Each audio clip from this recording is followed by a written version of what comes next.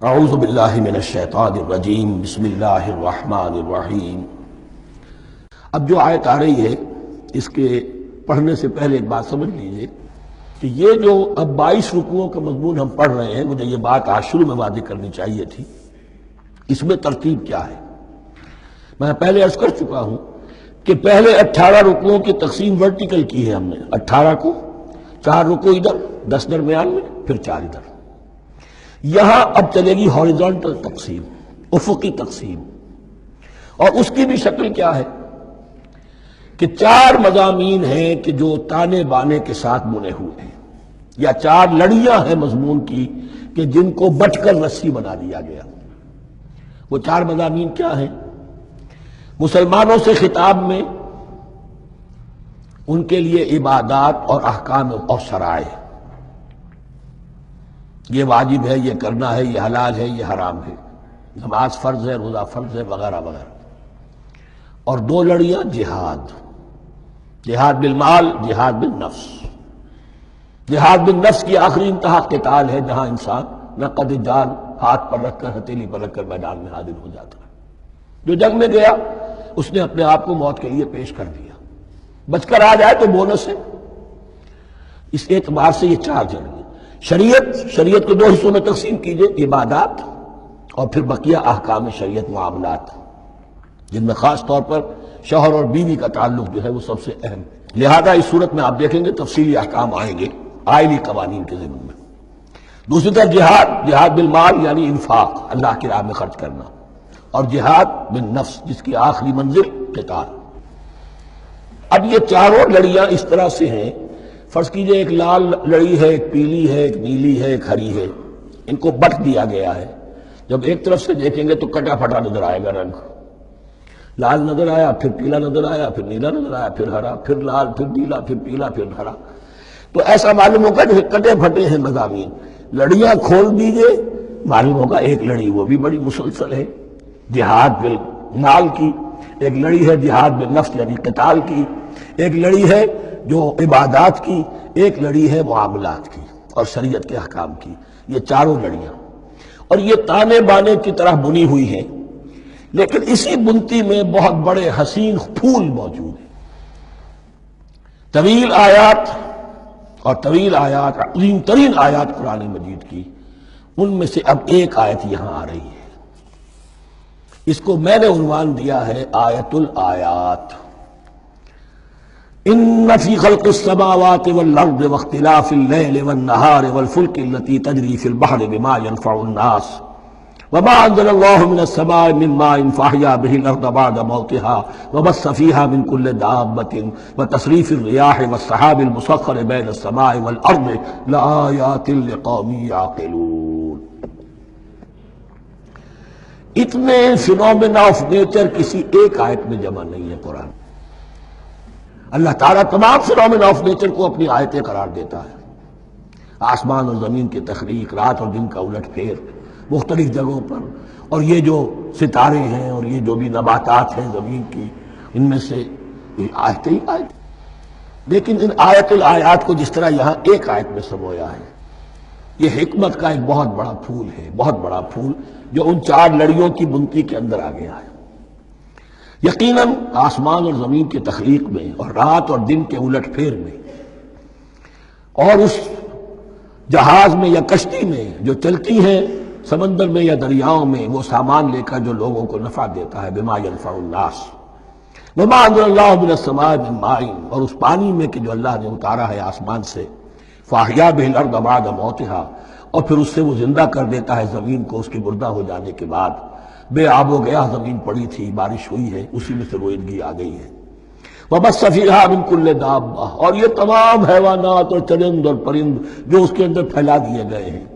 وَتَصْرِيفِ الرِّيَاحِ، اور یہ ہواؤں کا چلنا جو ہے، کبھی پروا چل رہی ہے، کبھی پچھمی چل رہی ہے، کبھی مشرق سے آ رہی ہے، کبھی مغرب سے آ رہی ہے، تصریف الریاح ہے۔ وَالسَّحَابِ الْمُسَخَّرِ بَيْنَ السَّمَاءِ وَالْأَرْضِ، اور ان بادلوں میں کہ جو معلق کر دیے گئے آسمان اور زمین کے درمیان۔ لآیات لقوم یعقلون، ان سب میں آیات ہیں، نشانیاں ہیں ان لوگوں کے لیے جو عقل سے کام لیں۔ ان کو دیکھو اور ان کے خالق کو، مدبر کو پہچانو۔ آیات ہیں، اور ان کے آیات کے پہچاننے کا جو عملی نتیجہ نکلنا چاہیے اور جس کو عام طور پر لوگ نہیں پہنچ پاتے جس تک، اب اگلی آیت میں اس کا تذکرہ ہے۔ نتیجہ تو نکلنا یہ چاہیے کہ پھر محبوب اللہ ہی ہو، شکر اسی کا ہو، اطاعت اسی کی ہو، عبادت اسی کی ہو۔ جب سورج میں کچھ نہیں، یہ تو اللہ نے اس کو بنایا ہے، یہ حرارت جو ہے اللہ نے دی ہے، چاند میں کچھ نہیں، ہوائیں چلانے والا کوئی وہی تو ہے۔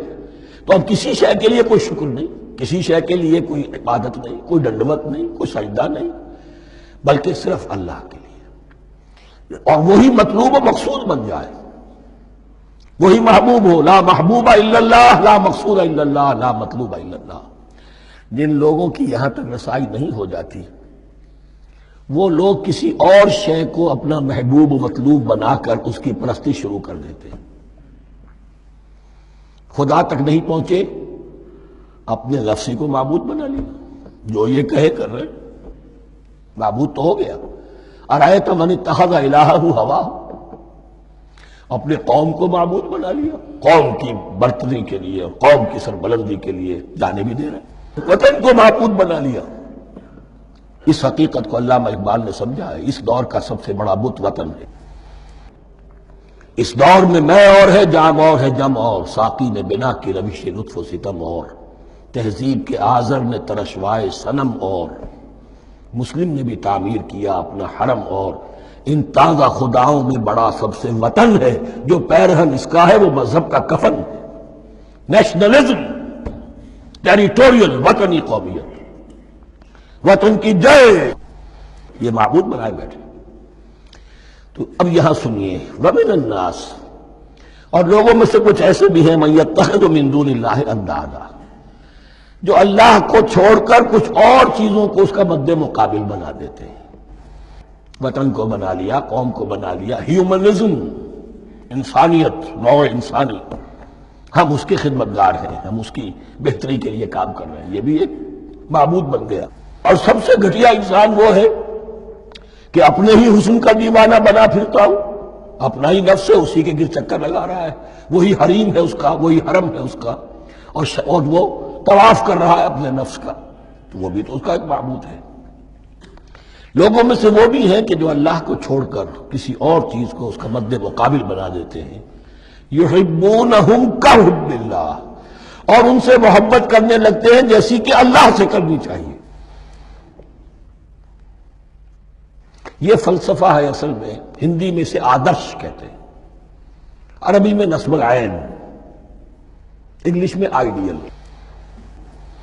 ہر باشعور انسان کسی شے کو اپنا آئیڈیل بناتا ہے اور اس سے پھر محبت کرتا ہے، اس کے لیے جیتا ہے، اس کے لیے مرتا ہے، قربانیاں دیتا ہے، اثار کرتا ہے، قوم کے لیے قربانی، وطن کے لیے قربانی، فلاح کے لیے قربانی، خود اپنی ذات کے لیے قربانی۔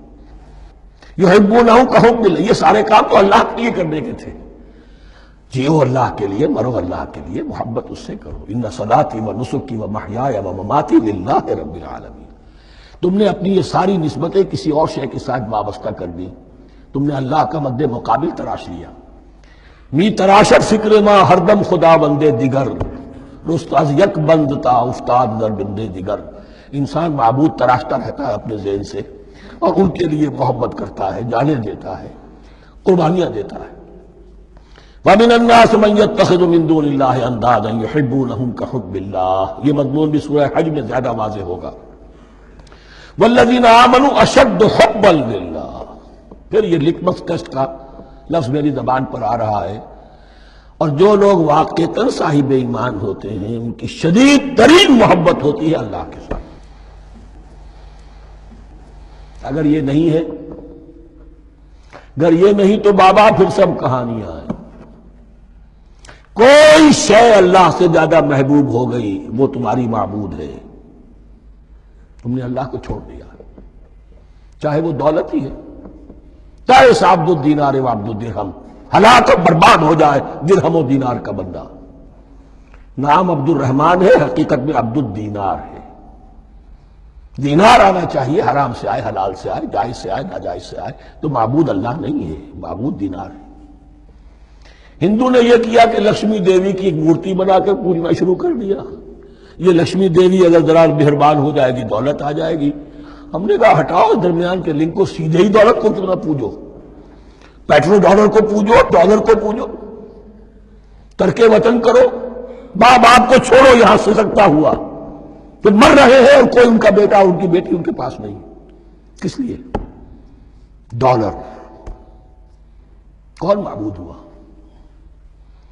وَمِنَ النَّاسِ مَن يَتَّخِذُ مِن دُونِ اللَّهِ أَندَادًا يُحِبُّونَهُمْ كَحُبِّ اللَّهِ وَالَّذِينَ آمَنُوا أَشَدُّ حُبًّا لِلَّهِ وَلَوْ يَرَى الَّذِينَ ظَلَمُوا إِذْ يَرَوْنَ الْعَذَابَ أَنَّ الْقُوَّةَ لِلَّهِ جَمِيعًا، اور کاش کہ دیکھ لیتے یہ لوگ جو اس شرک میں اور اس گناہ میں مبتلا ہیں، ظلم شرک کے معنی، جب وہ دیکھیں گے عذاب کو اور یہ بات واضح ہو جائے گی کہ قوت تو ساری کی ساری اللہ کے ہاتھ میں ہے، کسی کے پاس کچھ نہیں، وَأَنَّ اللَّهَ شَدِيدُ الْعِقَابِ، اور یہ کہ اللہ سزا شدید العذاب، اللہ سزا دینے میں بہت سخت ہے۔ اس وقت آنکھ کھلے گی تو فائدہ کیا ہوگا؟ اب آنکھ کھلے تو فائدہ ہے۔ صدق اللہ العظیم۔